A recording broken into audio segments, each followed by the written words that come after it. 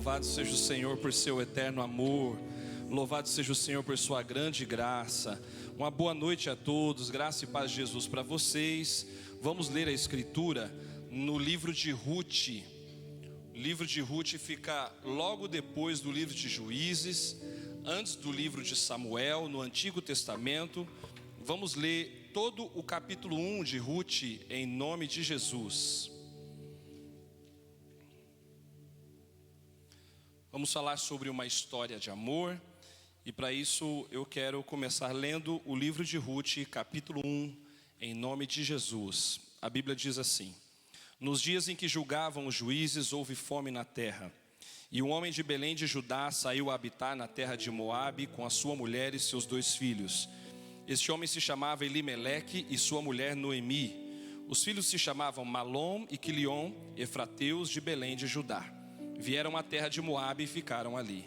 Morreu Elimeleque, marido de Noemi, e ficou ela com seus 2 filhos, os quais casaram com as mulheres moabitas. Era o nome de uma órfã e o nome da outra Ruth, e ficaram ali quase 10 anos.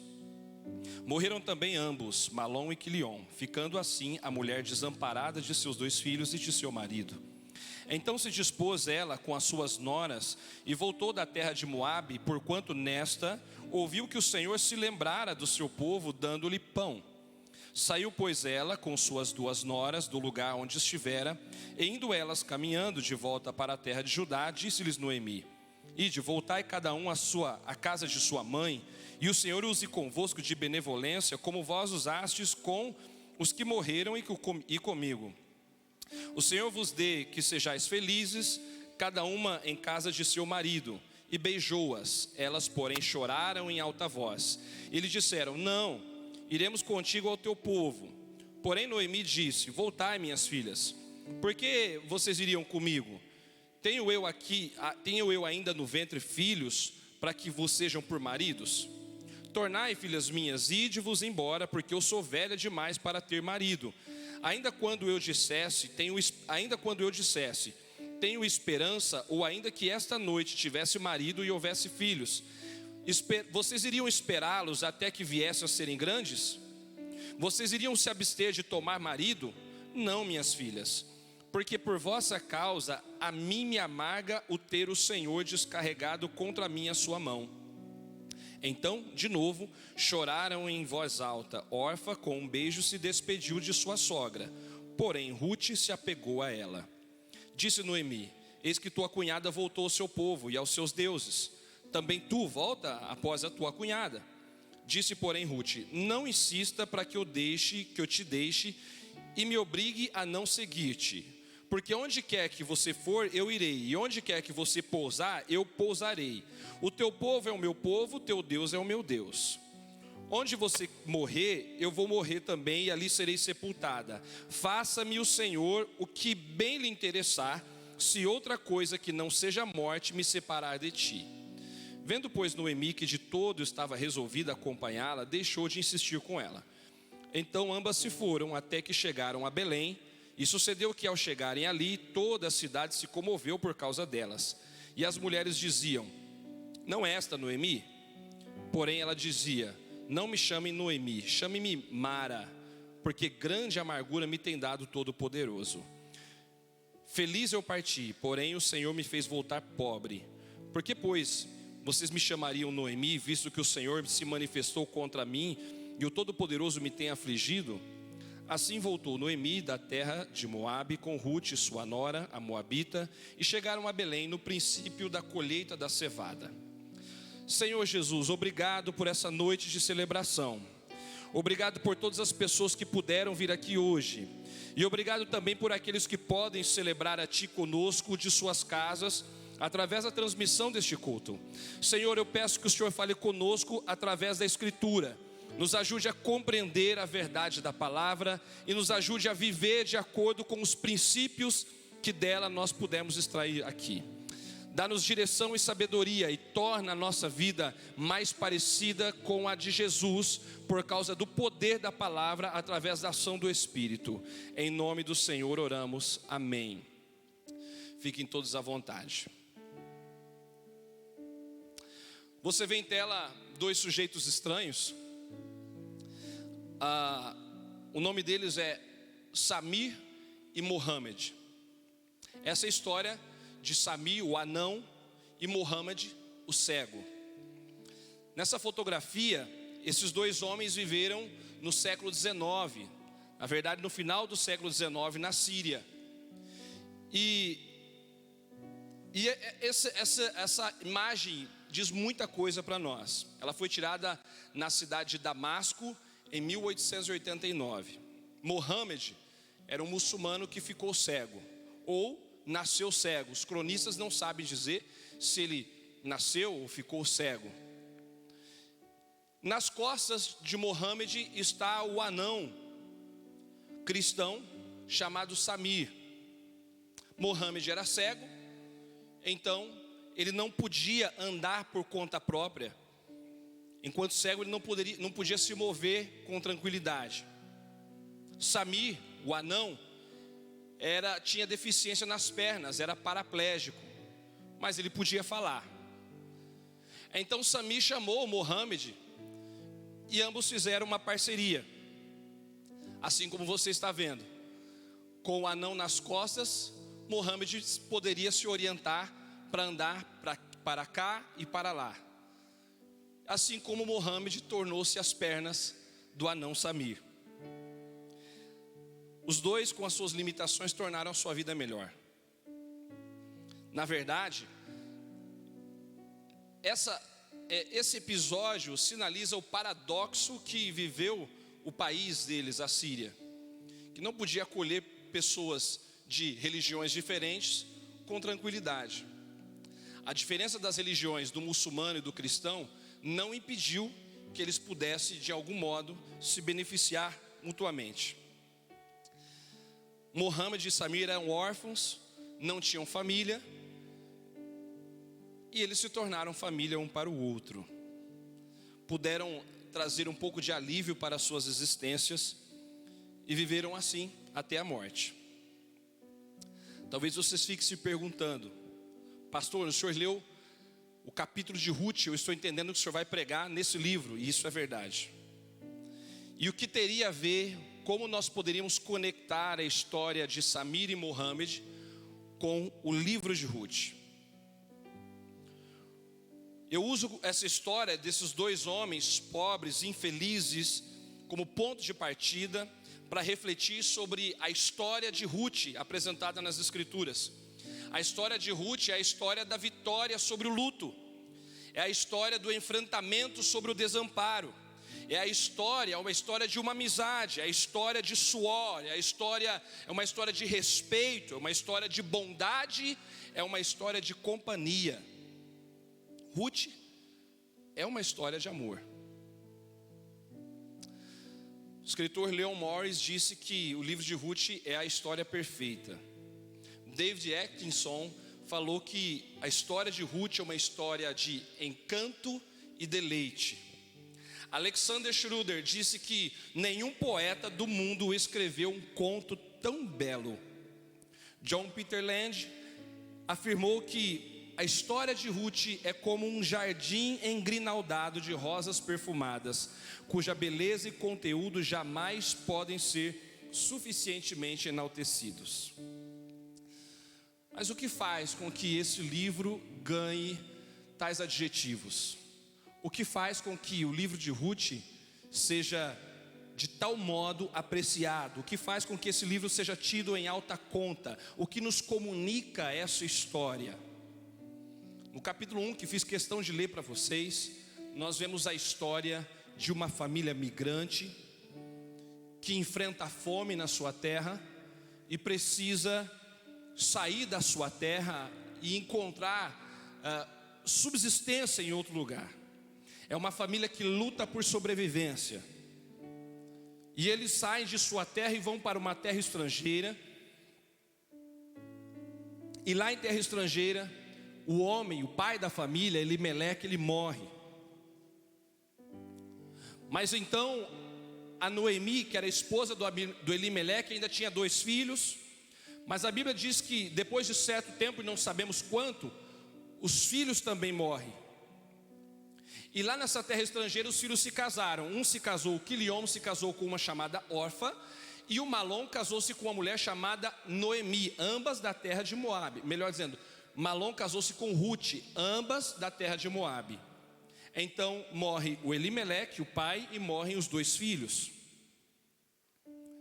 Em qualquer época da vida, em qualquer tempo, em qualquer cultura, isso seria algo muito ruim. Uma mulher perder o seu marido e perder os seus 2 filhos.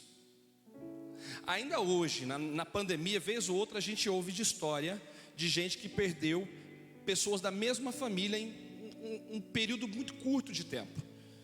E a gente fica chocado e chateado com isso. Mas nós estamos falando de um contexto, Lucimara, em que as mulheres não tinham apoio, ou acesso à previdência social, e não podiam receber uma pensão do marido. Nós estamos falando de uma época em que não tinha bolsa, como é o nome da bolsa agora da pandemia aí? Bolsa emergencial, auxílio emergencial, melhor dizendo.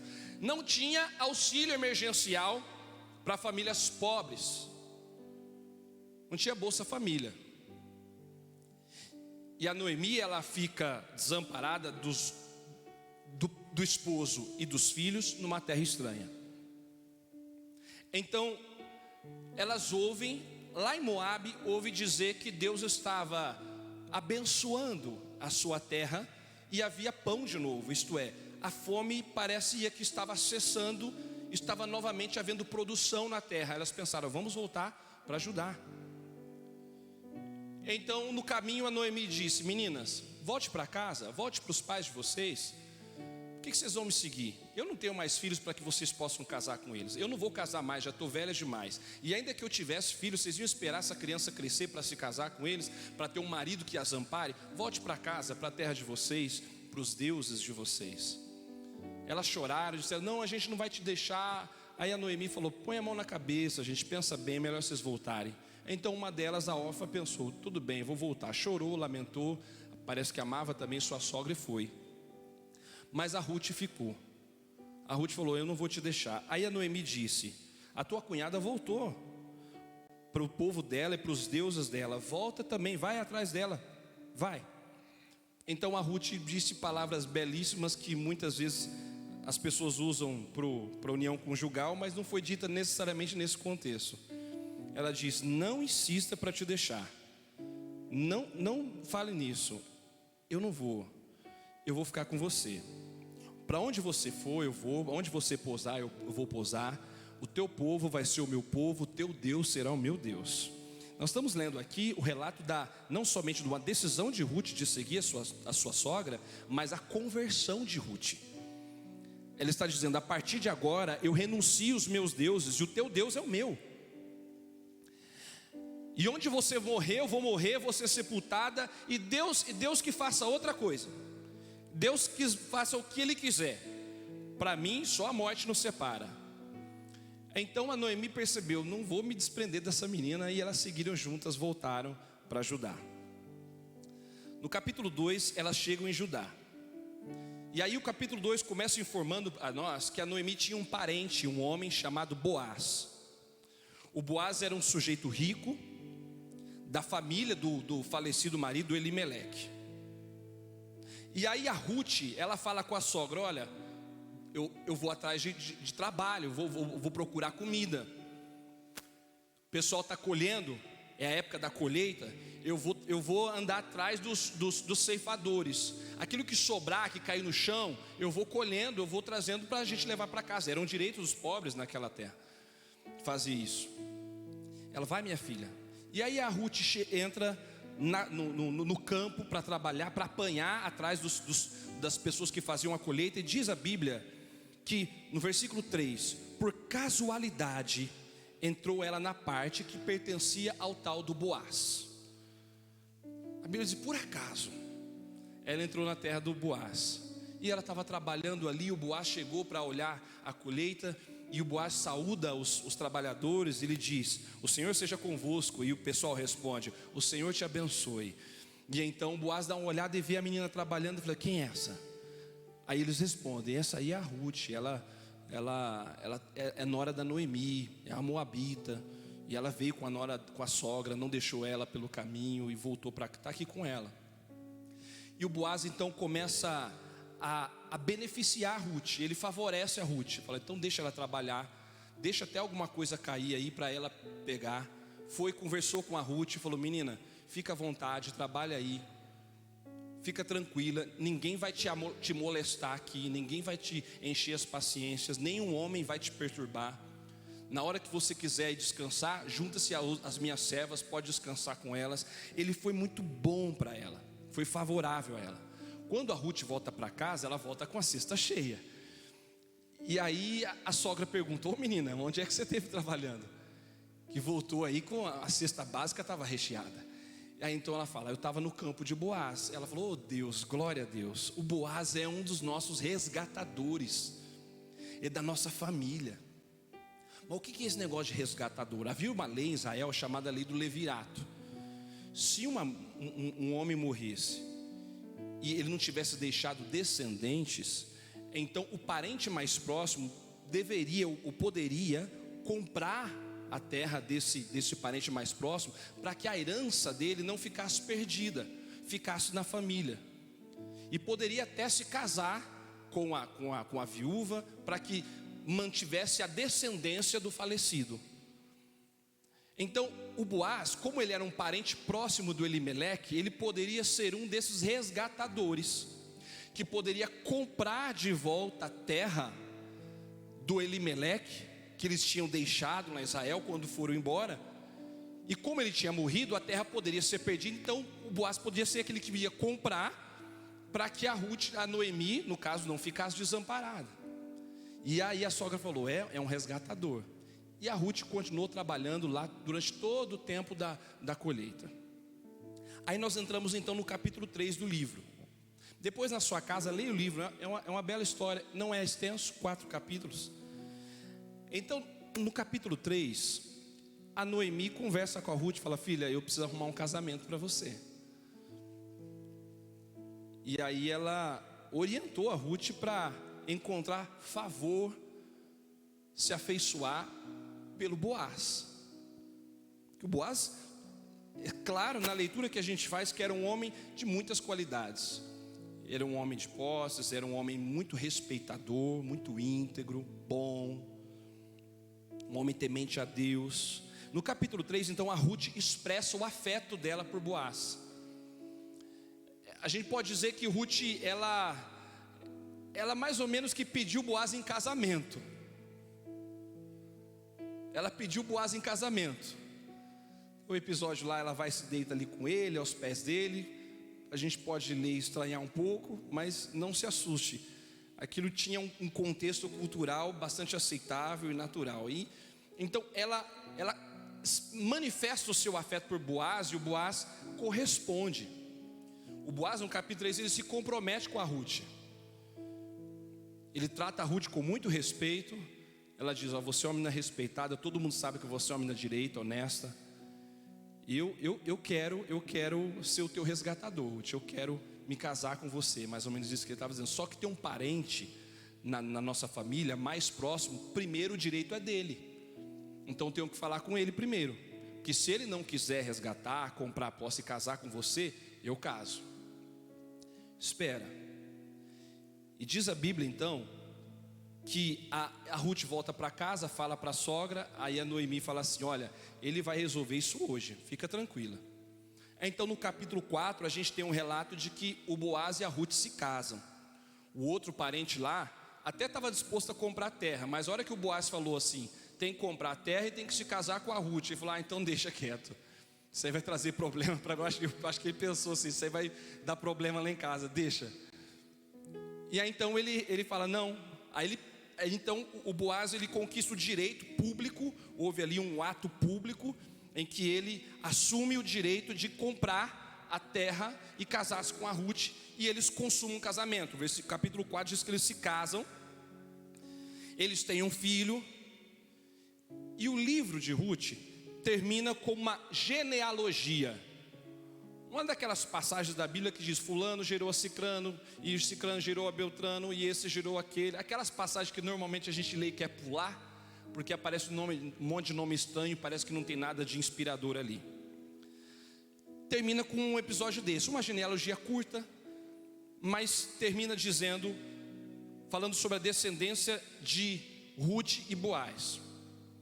Vamos ler o versículo 17, capítulo 4.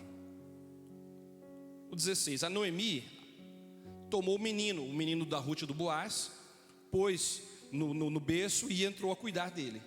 E aí diz ali, as vizinhas lhe deram nome, dizendo, a Noemi nasceu um filho, e lhe chamaram Obed. Este é o pai de Jessé, pai de Davi. São estas, pois, a geração de Pérez. Pérez gerou a Esrom, Esrom gerou a Rão, Rão gerou a Aminadab, Aminadab gerou a Naasson, Naasson gerou a Salmão, Salmão gerou a Boaz, Boaz gerou a Obed, Obed gerou a Jessé, e Jessé gerou a Davi. Então o livro termina com essa genealogia, finalizando em Davi, o rei Davi. Amados, normalmente essa história, ela chama a atenção das pessoas pelo romance vivido entre Ruth e Boaz. Normalmente quando as pessoas citam essa história, elas estão pensando nesse relacionamento de Ruth e Boaz. E de fato é um relacionamento belo, doce. Mas a história de amor revelada no livro de Ruth vai além do afeto conjugal. O livro de Ruth fala da história de amor que se faz na companhia. No momento em que Ruth diz para Noemi, eu não vou te deixar desamparada, eu não vou deixar você voltar para casa, para a terra sozinha. Você já está sozinha demais, eu vou ficar contigo, e eu abraço o teu Deus também. E elas caminham e voltam junto para casa. É uma história de amor, de gente que tem disposição a fazer companhia para o outro, a estar do lado do outro, a ser parceiro do outro. O livro de Ruth é o livro de uma história de amor que se faz no cuidado. No cuidado de Ruth por ir lá mendigar, por ir colher a sobra da colheita, para não deixar ela e a sogra passar fome. É a história de cuidado de Boaz, que olha para Ruth e a trata com bondade, ele cuida dela, ele diz, olha, deixa até um pouco aqui cair, para que ela possa se beneficiar desse trabalho. E o que é interessante é que o capítulo 3 conta para nós que quando a Ruth fala para o Boaz, por que você está sendo tão bom para mim? Eu não mereço, eu sou estrangeira, eu nem sou da tua terra, do teu povo. Aí o Boaz diz, olha, você merece porque você tratou a Noemi com bondade. Você foi tão boa para ela, você foi generosa com ela. E aí então ela trata, ele devolve esses gestos de bondade. A história de amor que a gente vê nesse livro é uma história de amor que se faz no respeito, na maneira generosa como a gente vê esse homem Boaz tratando as pessoas, tratando os seus empregados, tratando aquela mulher que está ali colhendo espigas, tratando aquela que inclusive se oferece em casamento a ele. Não é um homem que se aproveita, não é um homem que manipula, é um homem que trata ela como um gentleman. É assim que fala, Silvana? Se não for, já era. Desculpa aí. Ele trata ela como um cavalheiro. Fala em português que é melhor, né? Trata ela como um cavalheiro. Trata ela com doçura. A história do livro de Ruth é uma história de amor que se faz no compromisso. O Boaz disse, eu vou me casar com você. Se o cara abrir a mão dele, eu me caso com você, eu resolvo isso logo. E ele não ficou enrolando a menina, não enrolou a menina, foi, assumiu o compromisso, se casou com ela, foi íntegro, foi fiel. É uma história de amor que se vê na companhia, no cuidado, no respeito, se vê no compromisso. E o que é interessante a gente ver nesse livro é que quando a gente lê Ruth, nós percebemos que a consciência da pessoa de Deus está em todo o livro. Está em todo o livro. Eles percebendo que Deus abençoou a terra e deu novamente pão lá em Judá. A Noemi entendendo que foi Deus que trouxe aflição para ela. E louvando a Deus porque tinha encontrado o resgatador em Boaz. Em todo o tempo você vê as pessoas falando a respeito de Deus e testemunhando a respeito dele. Mas não há um oráculo sequer, isto é, não há nenhum pronunciamento direto da parte de Deus. Em nenhuma parte do livro de Ruth você vê a Bíblia dizendo, e disse Deus. Você lê isso em muitos outros livros da Bíblia e quase todos os livros da Escritura. Mas aqui em Ruth não há nenhum momento em que há um pronunciamento direto da parte do Senhor. Devemos observar ainda outra coisa em Ruth, o contexto em que essa história se dá. Capítulo 1, versículo 1. Nos dias em que julgavam os juízes, houve fome na terra. A época, o momento em que acontece a narrativa de Ruth é nos dias em que julgavam os juízes. Quando a gente lê essa afirmação no início do livro, ela não está aqui por acaso. Primeiro, a gente entende então que o episódio de Ruth já acontece, ou pelo menos quando o livro é escrito, já durante a monarquia. Já durante a monarquia, quando o livro é escrito, porque ele já diz, olha, quando julgavam os juízes, não é mais o período dos juízes. Então já estamos na monarquia. Provavelmente ainda antes do rei Salomão, porque a genealogia vai até Davi, ela crava em Davi. Provavelmente esse livro foi composto durante os dias do rei Davi, durante os dias da monarquia de Davi. Mas essa informação ela não está aqui apenas para nos dar uma localização temporal. Essa informação a respeito dos juízes é importante para a gente entender o cenário em que viveu Ruth, em que viveram essas pessoas. O que foi os dias dos juízes? Quando você lê a Escritura, o livro dos juízes, você vai perceber que foi um período muito ruim da história de Israel. O período dos juízes durou mais ou menos 200 anos. Ele começa, ele termina quando Israel entra na terra prometida, em Canaã. As tribos recebem a herança, tomam posse da terra. A Bíblia diz lá nos capítulos iniciais que a terra não foi totalmente conquistada, povos pagãos ainda ficaram no meio de Israel. E aí ela começa a narrar os episódios dos juízes, as batalhas, o sofrimento que o povo passava. E vez ou outra a Bíblia diz que o povo fazia o que era mal diante de Deus, aos olhos de Deus. Israel começava a pecar, Deus deixava eles sofrer com os inimigos. Aí eles clamavam misericórdia, Deus enviava um juiz, um libertador, alguém para liderá-los em batalha contra os inimigos. Eles tinham vitória com os inimigos e tinham um período de paz. Aí a Bíblia diz que novamente eles voltavam a pecar, desobedeciam a Deus, transgrediam os mandamentos. E novamente aquele ciclo. Eles viveram um ciclo de pecado, de arrependimento, de livramento, de paz. Pecado, arrependimento, livramento e paz. Era um período, como houve uma lição bíblica nossa há um tempo atrás, dizia os altos e baixos do povo de Deus. Assim foi o período dos juízes. Um período muito ruim, muito complicado, de muitas incertezas. Quando você vai lendo o livro, nos capítulos finais, a gente percebe que não existe mais esse episódio de haver o povo clamar e Deus enviar a redenção. Parece que o livro de Juízes começa a declinar assim, ó. Não há mais nenhum tipo de líder se levantando para salvar o povo. Você vê idolatria, você vê gente contratando sacerdote para ser seu servo particular, sacerdote levita servindo a prática da idolatria. E tem um episódio em Juízes que é horrível no final, e eu vou contar para vocês.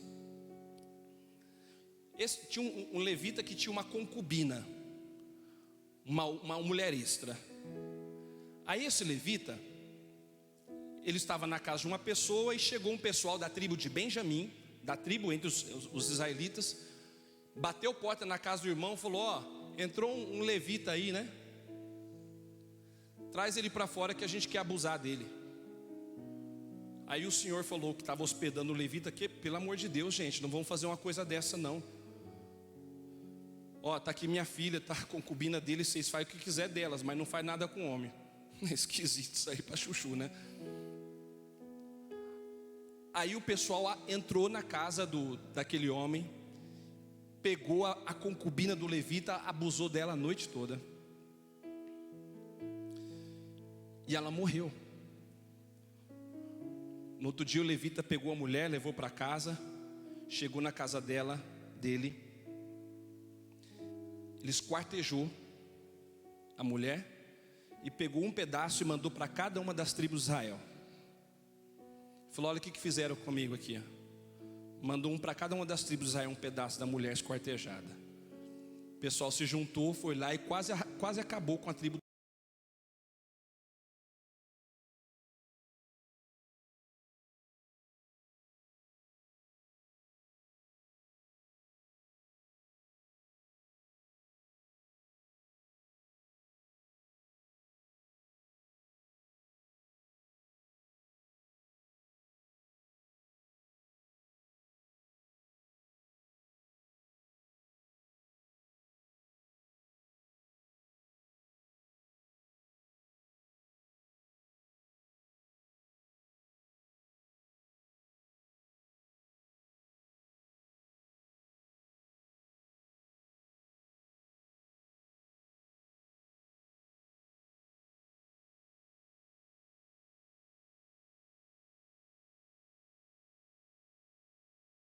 Cidade que Deus arrebentou com o fogo do céu.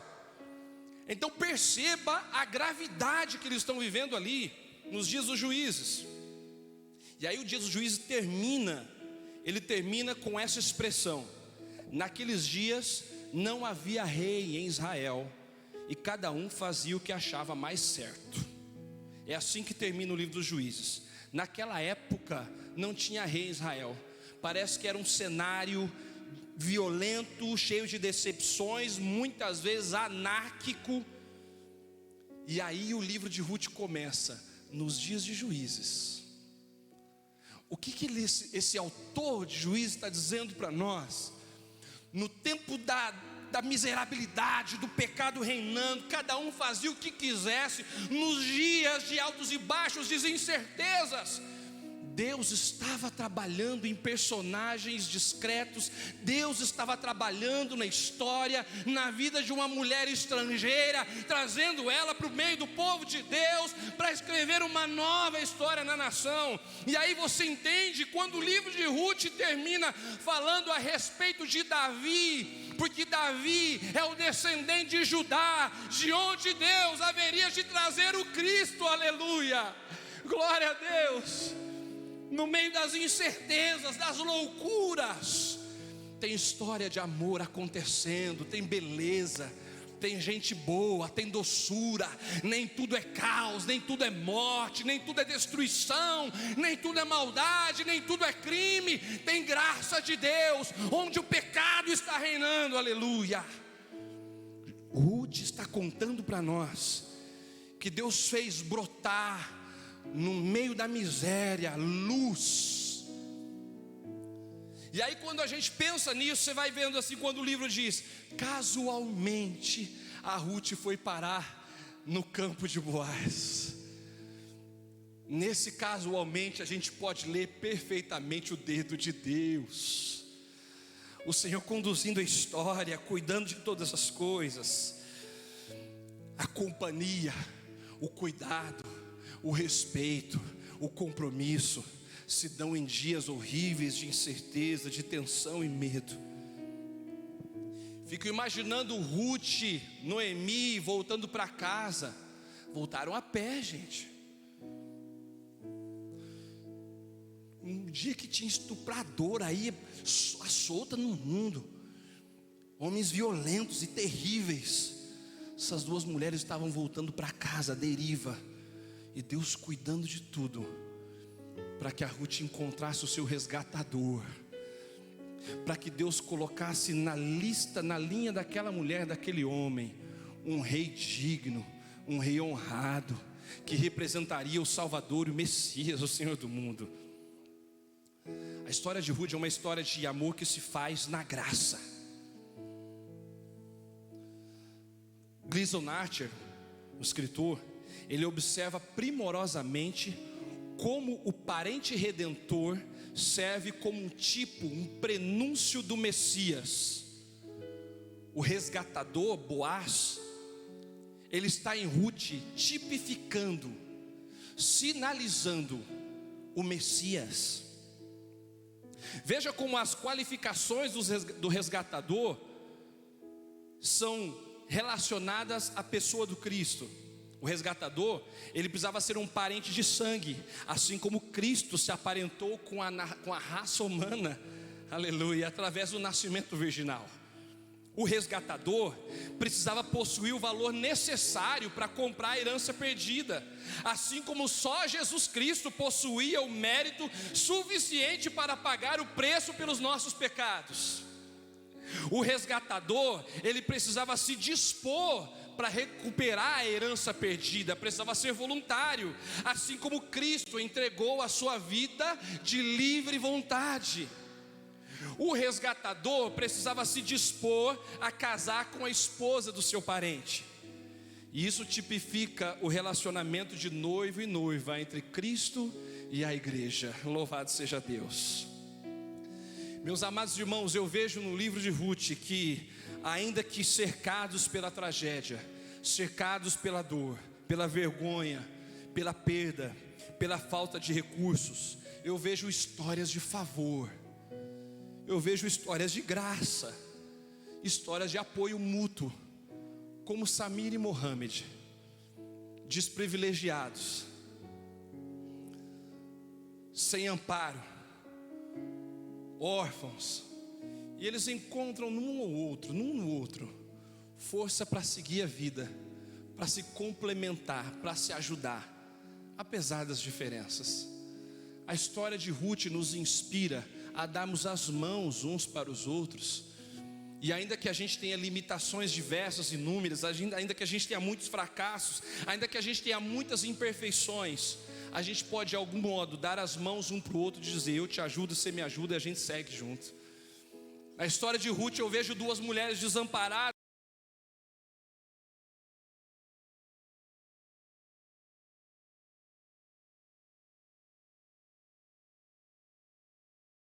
da conjugalidade, é uma história de amor, de vida, de relacionamento, de amizade, de companhia, de serviço, de parceria. É uma história de amor que qualquer um pode viver.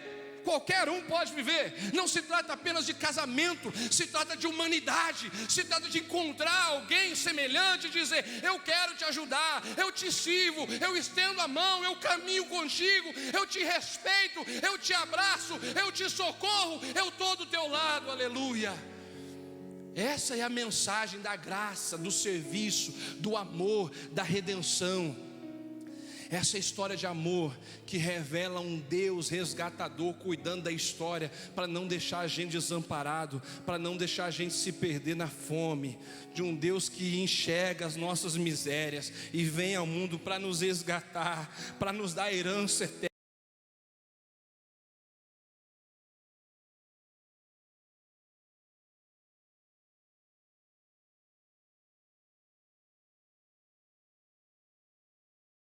Quando eu leio o final aqui, a genealogia de Ruth fala também de um homem chamado Salmão.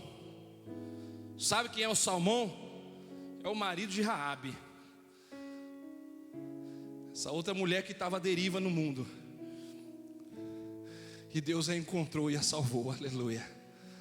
Não importa onde a gente esteja, em que condições a gente esteja, Deus sempre estará trabalhando por trás das cortinas da história para nos salvar. A gente não ouve no livro de Ruth e Deus disse, mas a gente vê Deus agindo o tempo todo.